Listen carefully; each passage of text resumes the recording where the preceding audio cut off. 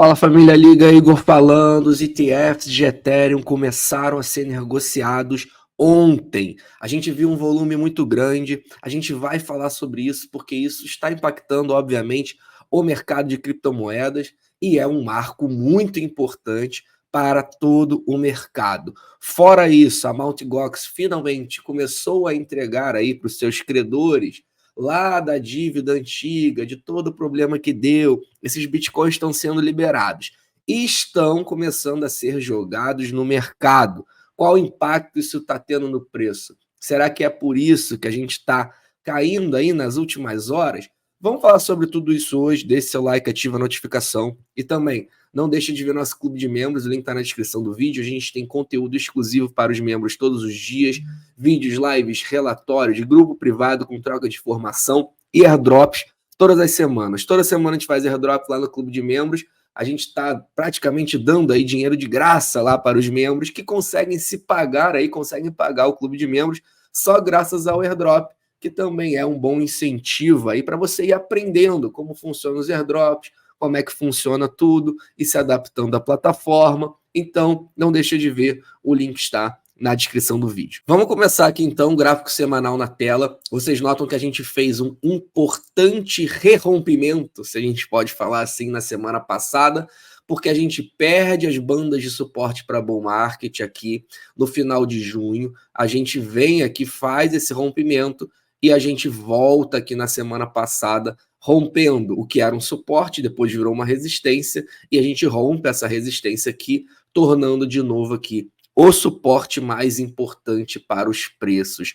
Então é normal, a gente já está na quarta-feira, é normal que a gente tenha uma volatilidade essa semana, a gente vai falar já já também outras coisas que apontam que realmente essa semana pode ser muito volátil, e vocês notam que o importante é que esse suporte seja respeitado lá no fechamento semanal, no domingo, às 9 horas da noite. Atualmente as médias estão aqui em 61.900, então mais ou menos 62, com 65.500. Então a gente tem espaço, o Bitcoin pode vir, cair mais um pouco, mas o importante é que esse suporte seja respeitado, então, no fim da semana. Beleza, a gente teve ontem, começamos a negociar os ETFs spot de Ethereum nos Estados Unidos. E a primeira coisa que eu quero mostrar para vocês é a gente relembrar o que aconteceu lá quando começou a ser negociado os ETFs de Bitcoin. Vocês notam que começou mais ou menos aqui nessa semana, na semana aqui por volta de 8 de janeiro, e vocês notam que o Bitcoin, nas semanas iniciais, nos dias iniciais, a grande verdade é que se a gente pegar aqui dessa máxima até a mínima que ele fez nas 2 primeiras semanas, o Bitcoin caiu mais de 20%. Então, as pessoas sempre acham que os fatos, quando eles acontecem, vão ter, na verdade, um impacto imediato no preço. O ETF foi aprovado, vai começar a negociar. Isso vai impactar, então, hoje, diretamente no preço, porque o Ethereum não está subindo ao infinito se a gente começa a ser negociado hoje. O halving aconteceu no Bitcoin. O dia ali, no minuto que, pronto, entramos no halving, agora a recompensa foi diminuída aí pela metade, o halving aconteceu, por que não impactou no preço? Por que isso não está explodindo? As pessoas, o ser humano sempre tende a achar que depois que o fato acontece, isso tem que ser impactado ali diretamente no preço, na hora, no momento. Só que a gente sabe, ficando mais experiente, vocês que também acompanham há mais tempo, vocês sabem que as coisas demoram um pouco para impactar diretamente no preço. O halving a gente sabe que demora aqui mais ou menos de uns 6 meses, pelo menos. A gente teve o último halving aqui em maio de 2020, o preço foi começar a subir mesmo só no final do ano. Todo o ciclo, na verdade, demorou aí em torno de 6 meses, pelo menos, para os preços começarem a deslanchar. O impacto não é imediato no preço, é uma consequência que vem. A oferta diminui pela metade, a demanda é crescente, em algum momento isso dá um choque de oferta e as coisas começam, então, a esquentar muito. Assim como os ETFs. Os ETFs, eles trazem muita demanda para o mercado no médio prazo. A gente já vai mostrar por que médio prazo e não necessariamente o curto prazo. Então, no médio prazo, a demanda ela vai ser muito forte, porque tem muito capital novo que agora consegue se expor a esses ativos.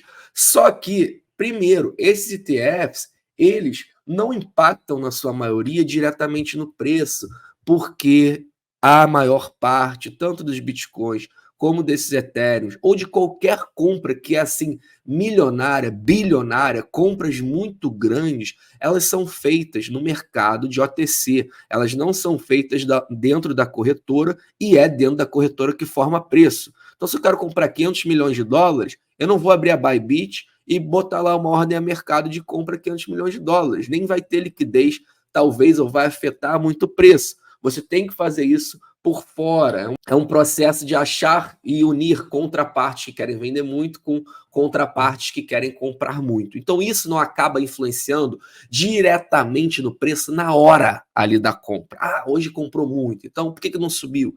Porque essas vendas são feitas por fora, vendas e compras, e isso vai sendo impactado a médio prazo. Porque, obviamente, a pessoa comprou, a gente está vendo inflows de ETFs de Bitcoin muito forte. E isso está sugando esses bitcoins do mercado. Em algum momento, isso vai ser refletido no preço. Então, a primeira coisa que eu queria falar é essa, e principalmente, notem como a gente teve aqui, as primeiras semanas foram de muita volatilidade aqui no Bitcoin. Vocês notam que a gente teve, mais uma vez, uma queda de 20%. Então, por que não também podemos ter com o início dessa negociação no Ethereum? Até porque a gente sabe, e agora eu já vou entrar aqui um pouco em relação aos ETFs, a gente sabe o que aconteceu. Eu vou começar aqui a falar pelos ETFs de Ethereum. Quando o Bitcoin ele começou a ser negociado, a gente viu um despejo muito grande dos Bitcoins da Grayscale, do ETF da Grayscale no mercado, devido a todo o processo que a gente já sabe, eles já existiam, eles estavam dispareados de 1 para 1. Enfim, o que acontece é, como foi um fundo que já existia e foi transformado, e ele ali tinha perdido a paridade, então quando a paridade volta, devido a essa aprovação de todos os ETFs, a gente viu um despejo muito grande da Grayscale do mercado, que era disparado o maior ETF, e hoje a gente sabe que já é o da BlackRock. A Grayscale, ela ainda tem dias, bastantes dias de outflow de Bitcoin, e isso fez com que agora, então, 6 meses depois que começou a ser negociada, a Grayscale já não é o maior fundo de Bitcoin ETF, é sim a BlackRock. Então, a gente nota que o ETF de Ethereum Spot da Grayscale perdeu ontem, no primeiro dia, 5,2% em um dia apenas. Então, foi o mesmo processo que aconteceu lá no GBTC, que é o ETF Spot da Grayscale. Só que, na verdade, foi proporcionalmente ainda maior do que o Bitcoin.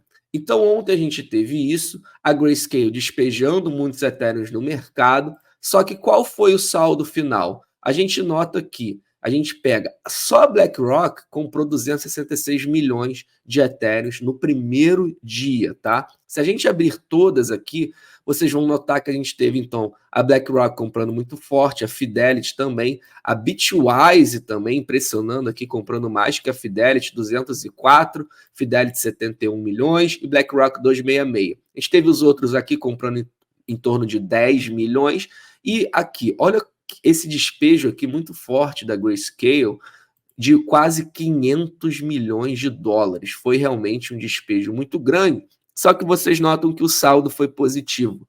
O saldo foi aqui de 106 milhões. Então, o primeiro dia, mesmo com um despejo enorme da Grayscale, por tudo isso que a gente falou, o mesmo processo que aconteceu no Bitcoin está acontecendo no Ethereum, mesmo assim a gente teve um inflow, o que, obviamente, é positivo. Só que mais positivo que isso foi ver que teve um volume muito significativo, mostrando que se teve muito volume no primeiro dia, significa que há muito interesse em negociar esse ativo.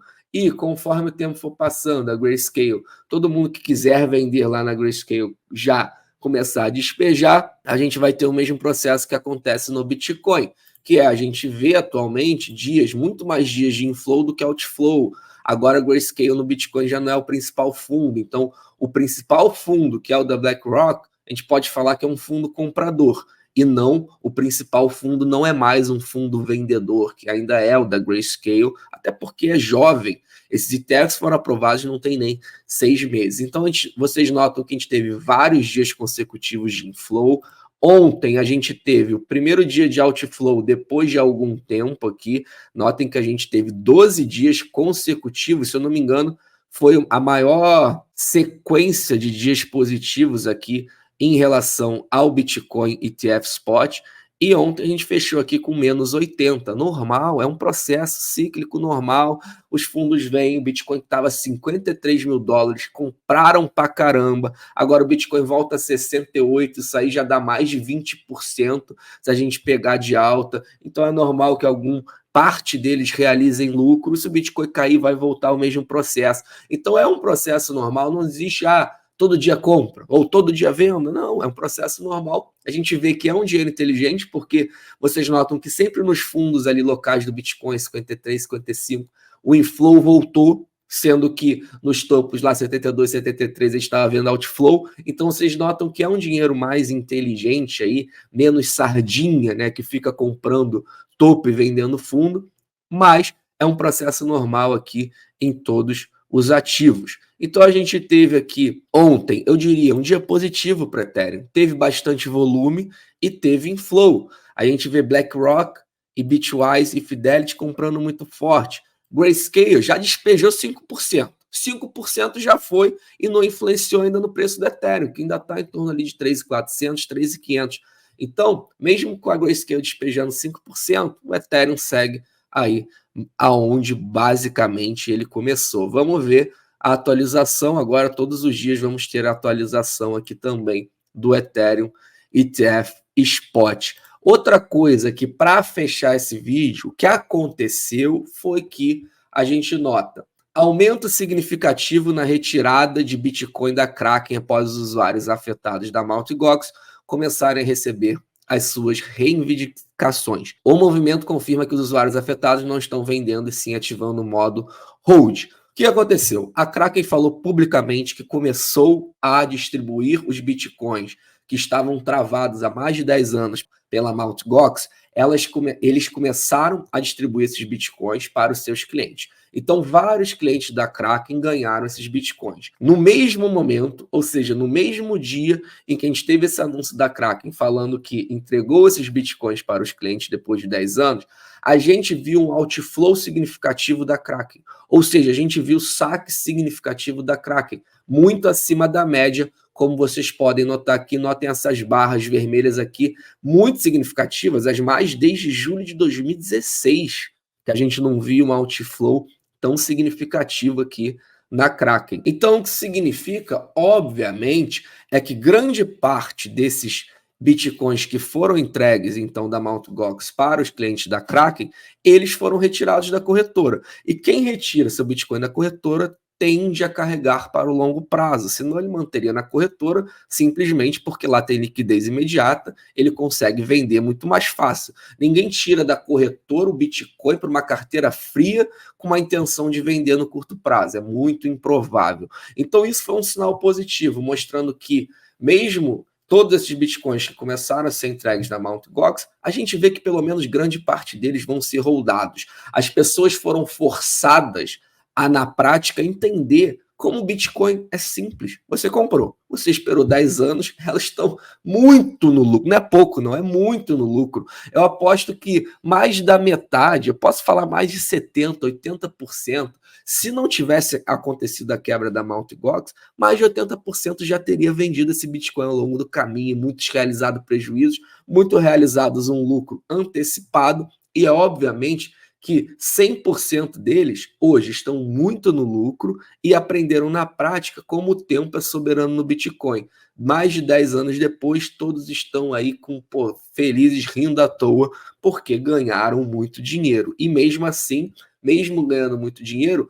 como eles aprenderam essa lição, eles entendem que o Bitcoin está à beira de um ciclo de alta, a maioria entende que o Bitcoin está à beira de um ciclo de alta, e mesmo a 65 mil dólares, por mais que seja muito lucro, eles não estão dispostos a vender atualmente. Pelo menos esses clientes da Kraken são os primeiros sinais que a gente nota, são esses. Então espero que vocês tenham gostado do vídeo de hoje, família. Com certeza essas narrativas vão ser as que vão guiar aí o mercado nos próximos dias.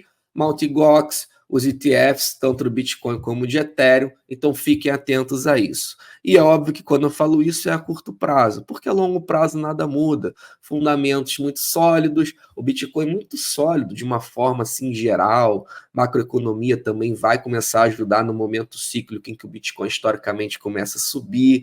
Então a gente sabe que para o final do ano, eu pelo menos estou muito otimista. E todo tipo de recuo, como que a gente vê hoje, por mais que seja um pouco, é um motivo de pegar ali e fazer um dollar cost average com uma intensidade baixa. Por mais que o Bitcoin possa cair mais um pouco, a gente vai aproveitando aí até a próxima all-time high ser batida, principalmente no Ethereum, que ainda nem bateu seu all-time high nesse ciclo. Notem que o máximo que a gente chegou foi 4.200, a gente está 3.400, e all-time high é 4.800. Então, se a gente pegar o Ethereum aqui, e eu gosto bastante aqui, é obviamente que eu falo isso porque eu enxergo valor no Ethereum.